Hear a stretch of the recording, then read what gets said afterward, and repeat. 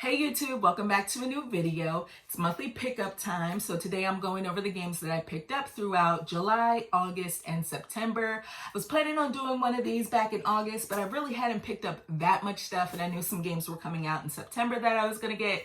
So I just waited. I guess you could consider this like a summer pickups video.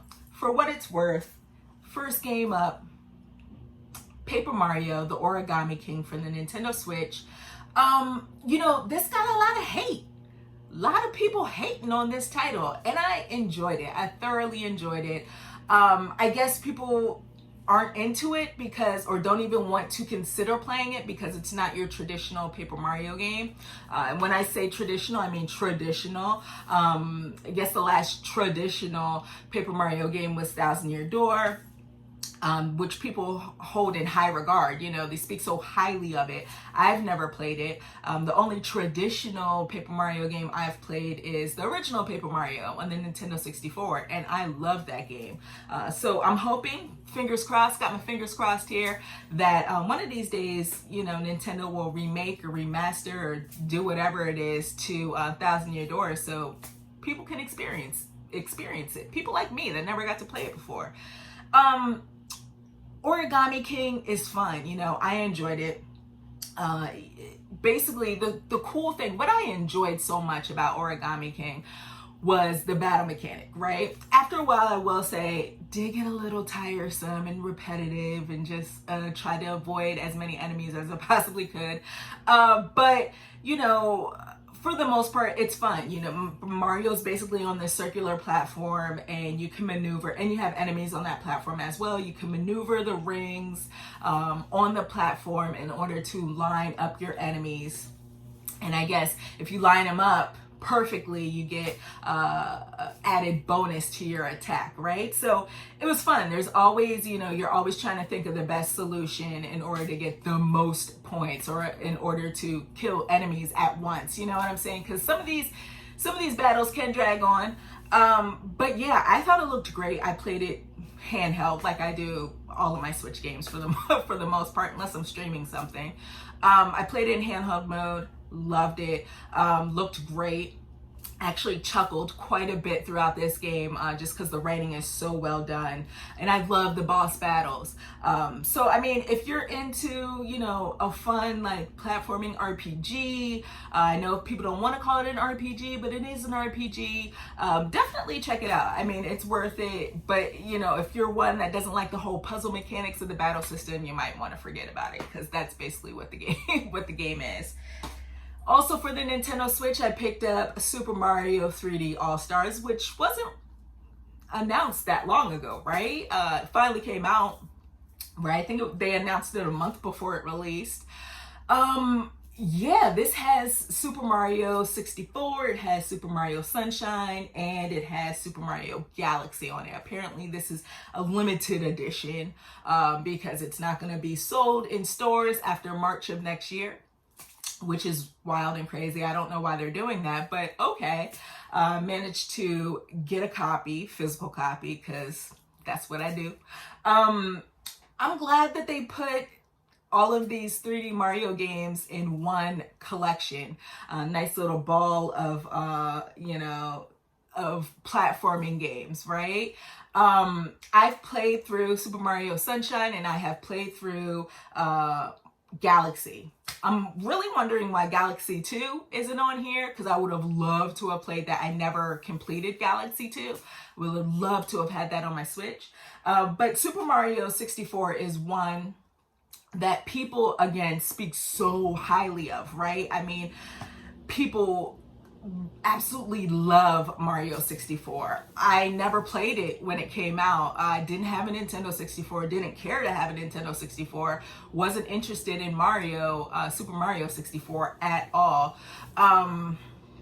But with all that being said, I can appreciate how revolutionary the game is, right?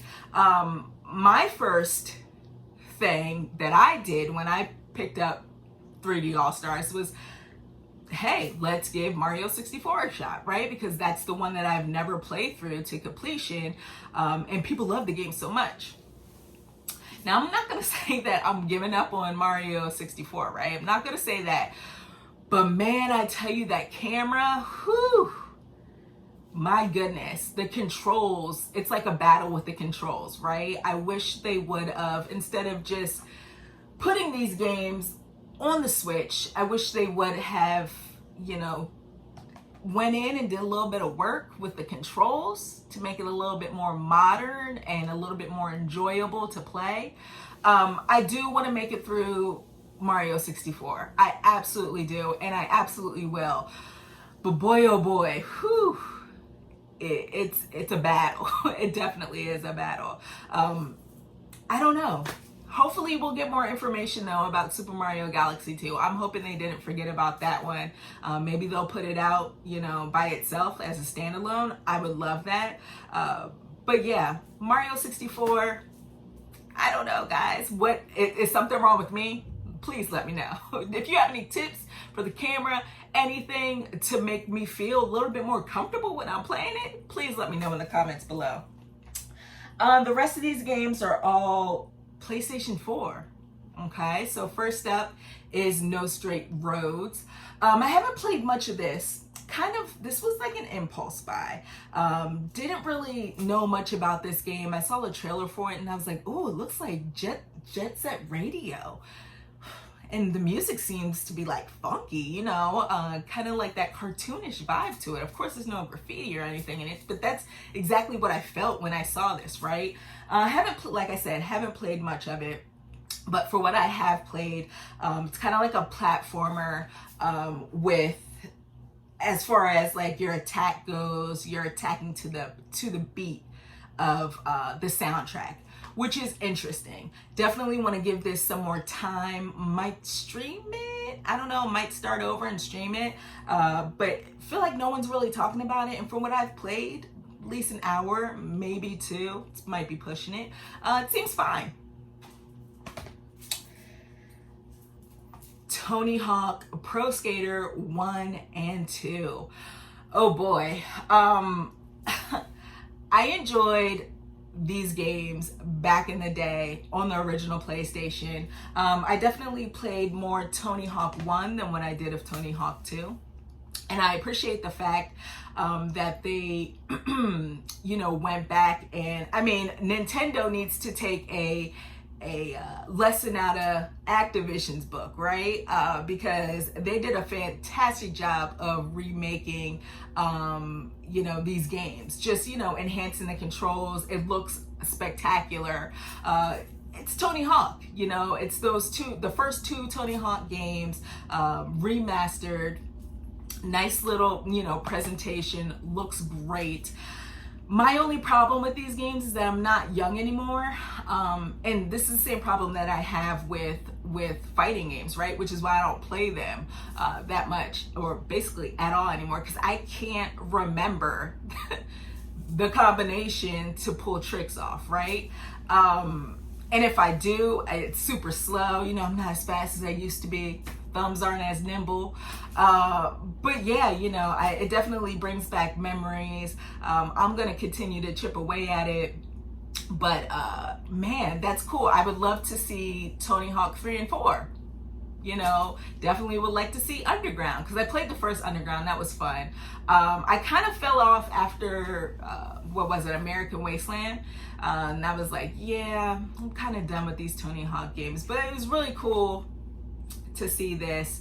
One thing that I dislike about this game, and I shouldn't have been surprised, I totally forgot that it was a timer. You have 2 minutes to do as many of the objectives as you possibly can, which I cannot. I'm just way too much. Whenever I get time to do something, I'm just all frazzled. My anxiety kicks in, and I just fuck up. Honestly, that's what I do. But yeah, I wish there was an option to kind of turn off the timer, but I totally understand that's like part of the game, so whatever. Also have here Ghost of Tsushima, which I played through. Took me a while, boy oh boy. Won't talk too much about this one because I don't want to spoil it for anyone who hasn't played it. You basically play as a samurai who is trying to honor his family. His father died. That's about all I'm gonna tell you. But it's an open world game put out by Sucker Punch. Good stuff. Good stuff. Beautiful looking game. You could definitely tell this is the end of a generation, right? Because the games look spectacular. Ghost of Tsushima looks fantastic. Took me a while. Of course, it's an open world game, so after a while it gets a little repetitive, but it's the kind of repetition that I enjoy. You know, I definitely want to clear out parts in the map, do everything that I possibly can do. I platinum the game, and you know, just keep it moving, kind of just like veg out doing all the side quest stuff. But yeah, combat's good. Took me a while to get that parry system down, but finally got it. Yeah, I don't know what else to say that hasn't been said. Definitely not one of my favorite PlayStation 4 games, you know, but it was a really good time. I enjoyed it a lot. Got the steelbook case here for Marvel Avenger, excuse me. I've been streaming this a bit. I know this is another game that people didn't really appreciate all that much because the beta came out and it wasn't polished at all. People called it terrible, said it was a horrible game, so on and so forth. Yeah, I really like Marvel Avengers. Honestly, I do. It's probably the closest thing to Destiny that I'll ever, the closest I'll get to a Destiny type of game, right? It's really fun. I'm streaming the campaign. Haven't finished that yet. I just got to like Black Widow. Just started playing as Black Widow. So it's a blast. It really is. There's a lot in this game. Of course, you know, it's, you know, a lot of looting and upgrading your equipment, and you have your skill points, just being a better Avenger, right? But I think the writing is really well done. I love Kamala. She's awesome. She rocks. Just her story in general is so heartfelt. It is so weird to say that, right? Because it's a superhero game.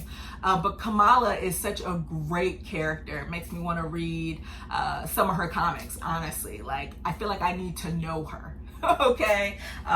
Just really good stuff. Last but not least, we have Mafia, the definitive edition. Oh boy, Mafia, right? This is wild and crazy. I guess this came out on the PlayStation 2 and the Xbox, the original Xbox. I never played it, but I have played Mafia 2 and Mafia 3.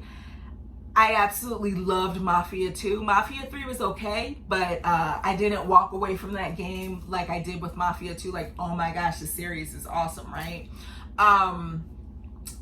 This first game, and I'm not that far, this is another game that I'm streaming as well. First game takes place in the 30s, and you know, it looks good, but then you can kind of really tell that it's an old game. It's a little rough around the edges, but you know what?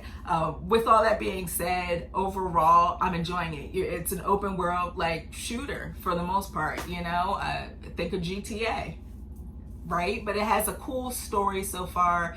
The characters seem really awesome, you know, so we'll see where the story goes. I'm into the story, gotta know what's going on, so I definitely will continue to play through that, and I'll continue to stream it.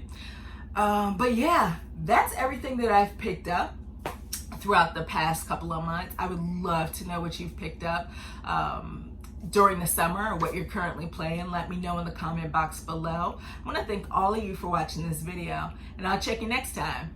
Peace.